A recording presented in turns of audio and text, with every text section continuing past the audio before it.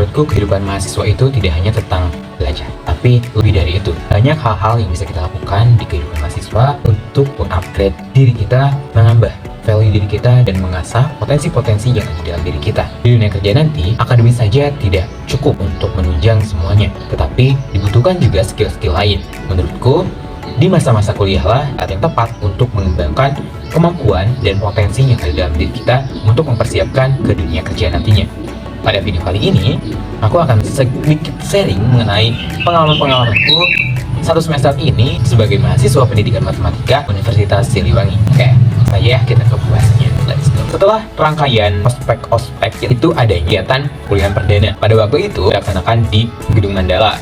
Banyak yang dapat kami ambil. Setelah kuliah perdana, tiap mahasiswa diwajibkan untuk mengontrak mata kuliah, mengontrak KRS. Yang mana KRS ini bisa dikontrak melalui webnya Simak Unsil. Bagaimana cara mengontraknya dan apa aja yang harus dikontrak, itu dijelasin juga pada saat kuliah perdana tadi. Kemarin waktu aku semester pertama, itu aku mengontrak sebanyak 19 SKS karena di jurusan aku ini mewajibkan mahasiswa barunya untuk mengontrak sesuai dengan yang sudah ditentukan. Namanya adalah sistem paket. Jadi di semester pertama dan kedua ini, kita sebagai mahasiswa baru harus dan wajib mengontrak mata kuliah yang sudah ditentukan. Setiap mata kuliahnya ada yang 1 SKS, ada yang 2 SKS, ada yang 3 SKS, bahkan ada yang 4 sampai lebih gitu SKS-nya. Itu tergantung mata kuliah yang dikontraknya gitu. Jadi sangat-sangat beragam.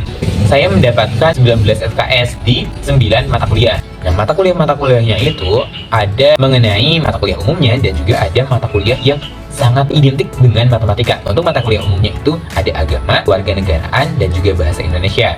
Dan untuk mata kuliah yang identik dengan matematikanya itu ada himpunan dan logika, trigonometri, teori bilangan, sejarah, dan filsafat matematika. Landasan pendidikan, karena kan saya tuh bukan matematika murni gitu. Ada beberapa mata kuliah yang memfokuskan kepada pendidikannya gitu. Ada juga yang namanya wali dosen. Kalau di lingkungan sekolah, namanya wali kelas. Di satu angkatan itu dikelompokkan lagi menjadi kelas-kelas, dikelompokkan lagi menjadi beberapa kelompok-kelompok kecil yang biasanya terdiri dari 5 sampai 7 orangan dari setiap kelompoknya itu untuk diberikan wali dosennya masing-masing. Jadi satu kelas itu ada beberapa wali dosen, gak hanya satu. Wali dosen itu sebagai orang tua kita gitu. Misalkan kita ada kesalahan dalam mengontrak mata kuliah nih, misalnya kita tuh harus mengontrak mata kuliah trigono, tapi malah kita mengontrak mata kuliah kalkulus. Nah, di mata kuliah kalkulus itu bisa kita benarkan ataupun kita rubah dengan cara kita konfirmasi ke wali dosen kita untuk minta dibatalkan di mata kuliah yang salah dan dibenarkan gitu, untuk mengontrak mata kuliah yang benarnya. Untuk mengontrak mata kuliahnya, waktu itu saya diarahkan oleh wali dosen saya gitu untuk mengontrak mata kuliah sesuai dengan yang di semester pertama itu ada ini. Setelah dikontrak, ada proses yang namanya ditolak, disetujui, dan menunggu gitu. Jadi setelah kita mengontrak mata kuliah, memilih gitu di web tadi, web Simak Unsil, itu akan menunggu terlebih dahulu sebelum disetujui oleh wali dosen untuk pengontrakan mata kuliah. Nah, jika sudah disetujui, maka tandanya kita itu sudah mendata bahwa kita sudah mengontrak mata kuliah tersebut. Ketika awal masuk mata kuliah ditanya kepada dosen yang mengambil mata kuliah itu, Pak, bagaimana sih sistem ataupun cara belajar ataupun cara mengajar Bapak di mata kuliah ini gitu? Bagaimana kriteria penilaiannya, ataupun bahkan ada gak sih Pak buku ataupun referensi jurnal yang harus kita punya gitu agar kita bisa menyusun strategi dalam memahami mata kuliah tersebut gitu. Sebenarnya satu semester itu kan 6 bulan. Nah, namun dari keseluruhannya itu kita hanya di setiap mata kuliahnya hanya ada 16 kali pertemuan gitu. Jadi gak full selama 6 bulan kita melaksanakan perkuliahan, tapi hanya 16 kali pertemuan dalam setiap mata kuliahnya gitu. Nah, untuk 7 pertemuan pertama itu biasanya tengah semester membahas materi-materi dari awal semester sampai dengan pertengahan. Kemudian di pertemuan ketujuhnya itu melaksanakan UTS, dan setelah itu kita pelajari lagi di minggu ke-8 sampai dengan ke-15-nya itu adalah untuk dari tengah semester ke akhir, dan nanti di pertemuan ke-16 itu melaksanakan UAS. Kegiatan apa saja sih yang wajib dilakukan oleh kita sebagai mahasiswa di semester pertama ini? Di semester pertama ini disibukkan dengan berbagai macam kegiatan, mulai dari Ombus, PBN, Mabim, D2 Haki, Kuliah Duha. Ombus merupakan masa pengenalan lingkungan kampus yang mana di Universitas Siliwangi itu sendiri ada berbagai tahapan ombus. Yang pertama adalah ombus universitas, kemudian ombus fakultas, dan juga ombus jurusan. Nah, di ketiganya tersebut membahas mengenai bagaimana sih cara kita untuk bisa beradaptasi lebih di lingkungan kampus, bagaimana cara kita untuk bisa mengembangkan potensi-potensi yang ada dalam diri kita gitu.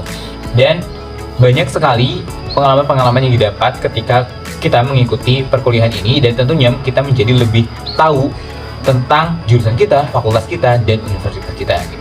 Mabim merupakan masa bimbingan, yang mana Mabim ini hanya ada 2 tahapan, di fakultas dan juga di jurusan, selama 3 bulan lebih. Nah, Mabim di fakultas ini hanya terdapat 3 rangkaian, sedangkan di Mabim jurusan itu terdapat 5 rangkaian. Di Mabim fakultas itu ada yang namanya tugasnya itu adalah pengabdian masyarakat. Pada saat itu kelompok kami kebagian di SD gitu, jadi kita melaksanakan terjun ke SD untuk melaksanakan pengabdian masyarakat, yang mana karena itu kita mengajar anak-anak SD.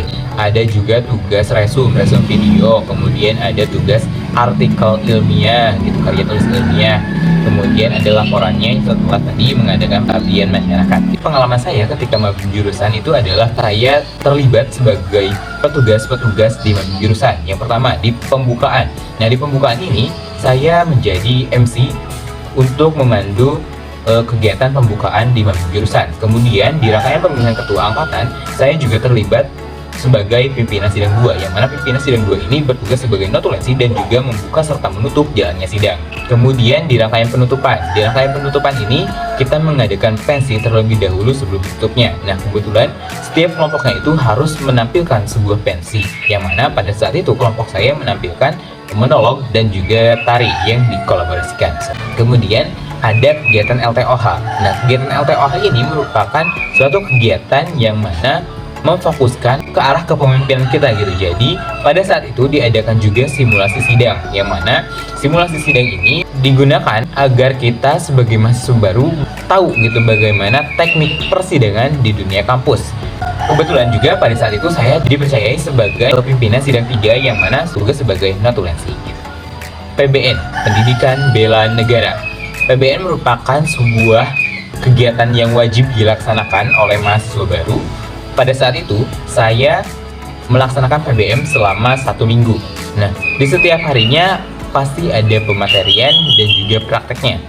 Pengalaman saya ketika PBN adalah yang mana PBN ini dilaksanakan tidak di dalam kampus, tetapi di Brigif. Kita itu datang ke Brigif pagi-pagi banget, dan pulangnya itu bisa sampai menjelang maghrib gitu, karena kan kegiatan itu padat banget, dan kegiatan itu dipimpin oleh para TNI gitu. Materinya itu mengenai bela negara, ada narkobanya juga, ada mengenai sejarah Siliwangi juga bahkan dijelaskan pada saat itu. Kemudian prakteknya itu ada praktek baris berbaris, kemudian ada outboundnya juga, kemudian ada permainan yang mengetes kekompakan kelompok gitu. Kemudian di akhir PBN itu ada yang namanya festival budaya. Jadi di setiap fakultas itu menyiapkan konsep festival budaya untuk ditampilkan di akhir PBN itu. Dan kebetulan saya tergabung ke dalam festival budaya itu, menjadi bagian dari festival budaya di Fakultas Keguruan dan Ilmu Pendidikan, yang mana Fakultas Keguruan dan Ilmu Pendidikan pada saat itu menampilkan konsep budaya Sunda. Dan pada saat itu saya kebagian peran sebagai lengser. Kuliah Duha merupakan suatu rangkaian di agamisnya, yang mana kuliah Duha ini berisikan pematerian mengenai nilai-nilai agama, dilaksanakan selama 3 kali pertemuan, yang mana pertemuan pertama itu secara offline, kemudian pertemuan kedua itu secara online, dan pertemuan ketiga itu secara offline juga. Nah, kegiatan kuliah Duha ini ada tugasnya juga gitu, yang mana tugasnya ini adalah membuat sebuah resum dan Miracle of Goodness B2Haki. B2Haki ini merupakan suatu kegiatan yang mana untuk mengetahui dan meminimalisir mahasiswanya itu bisa memahami dan tidak buta Al-Quran gitu. Untuk kegiatan-kegiatan selanjutnya adalah mengenai kegiatan di jurusan. Ada kegiatan yang namanya sekolah kadar. Kita belajar mengenai kemahasiswaan, organisasi, etika, mengenai manajemen acara, manajemen waktu, networking, dan komunikasi. Kita belajar di sana sehingga kita menjadi banyak lebih tahu mengenai apa saja yang perlu kita lakukan sebagai mahasiswa. Ada juga kegiatan-kegiatan lainnya seperti halnya kelas BOMA. Nah, kelas BOMA ini merupakan sebuah kegiatan yang dilaksanakan oleh tim unit akademik yang bertujuan untuk mensamaratakan terkait pemahaman mahasiswa mengenai konsep-konsep dasar matematika, karena di pendidikan matematika itu sendiri background pendidikan setiap mahasiswanya itu berbeda-beda. Ada yang dari IPA, kemudian ada yang dari IPS, bahkan ada yang dari SMK gitu. Itu berisikan penjelasan-penjelasan memperdalam pemahaman konsep mengenai konsep dasar matematika. Dilaksanakan secara ada diskusinya, kemudian ada pembahasan bersama tutor. Kemudian ada kegiatan PKM ataupun Pekan Kreatif Mahasiswa, yang mana di Universitas Siliwangi ini adalah sebuah kegiatan yang wajib diikuti oleh mahasiswa baru.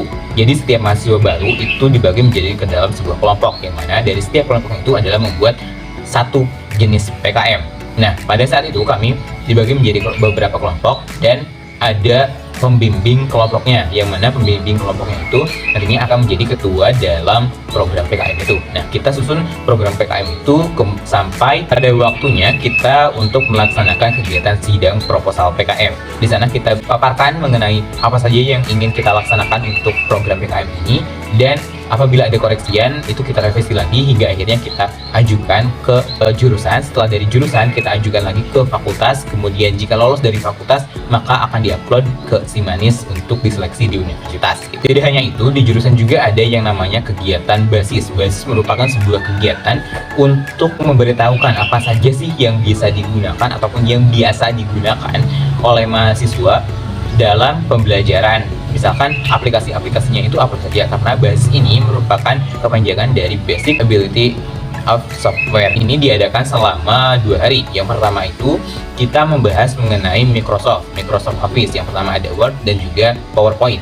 Nah, kemudian di hari berikutnya itu adalah mengenai editing video, yang mana di editing video itu kita belajar menggunakan aplikasi CapCut. Kemudian selain itu kita juga diajarkan mengenai bagaimana cara membuat sebuah proposal PKM, yang mana nantinya dipadukan dengan Mendeley. Mendeley ini merupakan sebuah aplikasi yang biasa digunakan untuk membuat daftar pustaka gitu, jadi tidak terkena plagiarisme gitu. Di basis ini ada hal yang menariknya, yaitu adalah membuat video pembelajaran. Pada saat itu saya terpilih sebagai karya terbaik di video pembelajaran basis. Kegiatan menarik lainnya di jurusan itu ada yang namanya kegiatan Medfest. Nah, kegiatan Medfest ini merupakan kegiatan dalam rangka ulang tahun ataupun hari jadi di Martika gitu. Nah, di kegiatan itu ada di kegiatan olahraganya, ada kegiatan seninya, hingga di puncaknya adalah penobatan putra-putri pendidikan matematika. Dan alhamdulillahnya saya dinobatkan sebagai juara favorit putra-putri pendidikan matematika gitu. Dan saya juga terlibat di hari puncak itu sebagai lengser di pembukaan grand opening Matematik Festival gitu. Di Matematika Festival kelas saya menjuarai lomba short movie, yang mana saya pun berperan di dalam film tersebut. Ada juga kegiatan yang bergerak di bidang akademiknya, yang mana kegiatannya itu bernama GEMA, berisikan sebuah kegiatan-kegiatan akademik, yang misalnya membuatkan sebuah poster, infografis, kemudian ada semacam LCC, namun yang namanya itu adalah HOTC. Kemudian lomba video pembelajaran. Di hari puncaknya itu adalah seminar nasional, yang mana seminar nasional ini mendatangkan pakar-pakar matematika untuk membahas lebih lanjut mengenai matematika di era Society 5.0.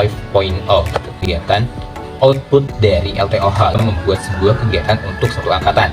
Nah, kebetulan angkatan kami itu melaksanakan konsep first gathering untuk output dari LTOH ini yang dilaksanakan di luar kampus gitu, mengakrabkan satu sama lain di dalam angkatan kita. Saya pun terlibat di dalam kepanitiaannya sebagai divisi dekorasi dan logistik, dan pada saat hari hanya saya ditugaskan untuk menjadi MC yang memandu kegiatan dari awal sampai pun akhir gitu. Kemudian ada juga kegiatan dari jurusan, yang mana kegiatan jurusan ini setiap tahunnya selalu diadakan, yakni kegiatan diseminasi. Nah, kegiatan diseminasi ini merupakan kegiatan yang dilaksanakan oleh mahasiswa baru, dan untuk mahasiswa baru saya dipercayai untuk menjadi ketua pelaksanaan di kegiatan diseminasi ini. Pada saat itu konsep yang saya tekankan adalah mengubah pandangan matematika yang sulit dengan balutan kebudayaan Indonesia, sehingga akan lebih menarik gitu. Dan alhamdulillahnya kegiatan itu berjalan dengan lancar. Tidak hanya kegiatan pentas seni dari mahasiswa saja, tetapi ada juga seminar ataupun konsepnya adalah talk show dari dosen-dosen pendidikan matematika, yang mana pada saat itu kedatangan 3 dosen sebagai narasumbernya, ada Pak Dian Jamil, Pak Didi Tadi, dan juga Pak Eko Yulianto. Itu merupakan sedikit rangkaian kegiatan-kegiatan yang dilaksanakan oleh saya. Jika teman-teman ingin tahu lebih jelas mengenai apa saja yang ada di jurusan pendidikan matematika, teman-teman bisa banget untuk tanya-tanya kepada saya melalui akun Instagram saya di @ranalviano_. Terima kasih dan sampai jumpa.